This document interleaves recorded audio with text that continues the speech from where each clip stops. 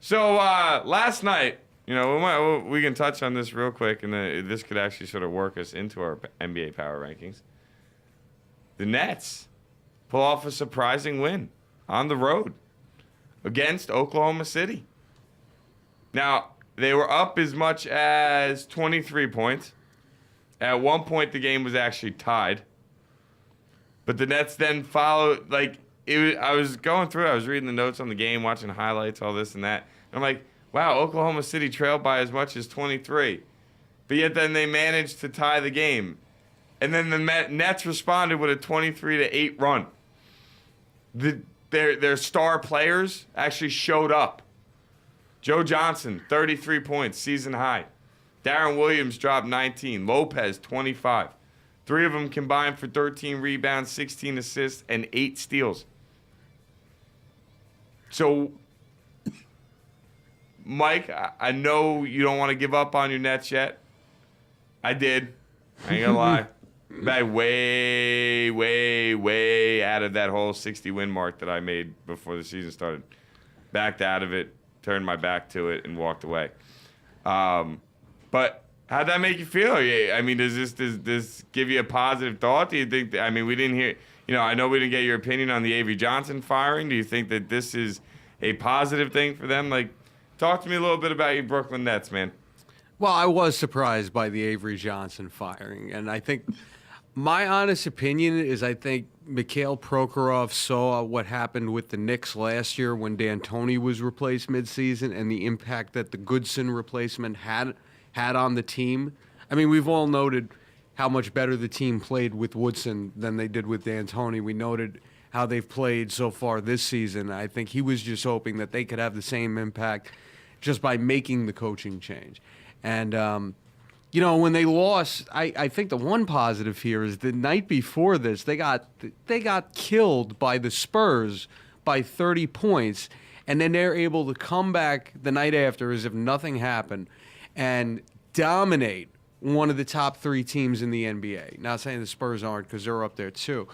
But you look at it, Joe Johnson had arguably his best game as a net with the 33 points. And, as you said, the Thunder chipped away. They had the 23-point lead midway through the second quarter. You look for the second quarter, for the first quarter, the Nets outscored them 33-19. And the second quarter was when the Nets took the 23-point lead. But at the end of the quarter, the Nets still scored 28 points, and the Thunder scored 26. It was a 15-point deficit going into the half. They kept chipping away. And that's kind of been the Nets' Achilles heel so far this season, is closing out the games. The fourth quarter comes and they score 34 points, which is their most in the fourth quarter so far this season. Very positive sign to see them click, Joe Johnson getting his stuff together, and them actually be able to close out the game. So I think this could be a massive momentum swing for the team, something that they desperately needed to get their feet under them. It's still a long season, and they're only 17-15 right now. They're only 4.5 games back of the Knicks. So I think, like I said, this could be a momentum turner, and you could see a big run from this team. Joe Johnson showed you last night, though, for this Net team to go far, he has to score massive points. He was unbelievable. That's why they got him. Yeah, and he hasn't done it so far this season, is my point. For them to go far, he has to start playing like that every night.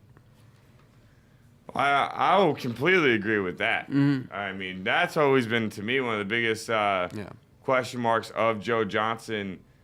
And Brook Lopez is another one. You see what he does. Joe Johnson, even back when he was with Atlanta, the guy, some games would just show up and dominate, and other games disappear. It was like he wasn't even on the court, and you're like, dude, you're up there with some of the best 2 guards in the NBA. You have one of the purest jump shots out there. What are you doing? Mm-hmm. You know what I mean?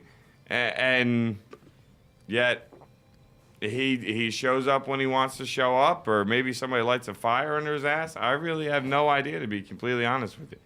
But at the same time,